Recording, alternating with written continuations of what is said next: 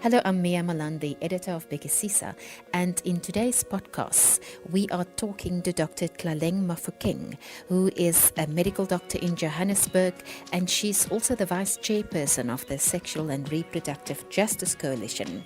And we're going to talk to Dr. Mofokeng about vaginal health. So basically the issues with vaginal health, most definitely always, is how do I keep my vagina clean? And I always say, well, vagina is a self-cleansing machine. You don't need to worry about that. The only thing you need is water to clean your vagina. And a lot of the chemicals or douching or so-called feminine products, do cause damage to the lining of the vaginal wall, but also just externally can cause a lot of dermatitis. So how does douching work?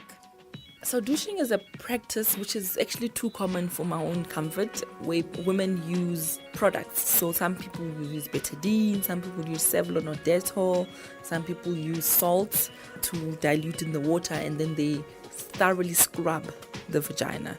Some will even explain as far as putting a finger all the way in with a face cloth, and it's quite damaging to your vaginal lining.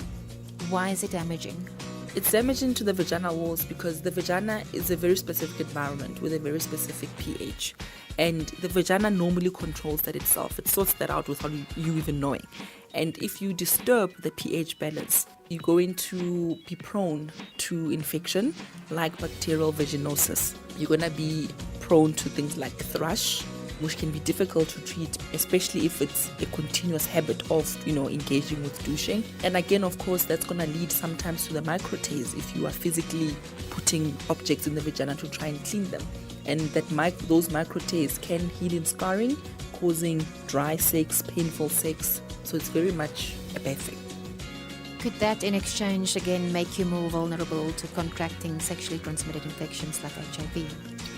So you can imagine if you've got these microtases that you don't even know that you have, chances are that if you're having unprotected sex, that you will have higher vulnerabilities to contracting sexually transmitted diseases, including HIV, but also gonorrhea, trichomonas, all of those ones too, syphilis, And it's important to tell people this because a lot of the time the idea is you are being healthy. And young people, and especially women, they don't understand sometimes how just their daily habits are creating very unfavorable environments in their vagina. So what should women do instead? Wash with water, but is soap okay to use? Soap is fine to use. I always say warm soapy water for the external. So where your pubic hair are, just in the groin area, because that is sweaty, that can accumulate over the course of the day. So that's fine, you're using soap there. But in the actual vagina, you don't need even soap. You literally need water.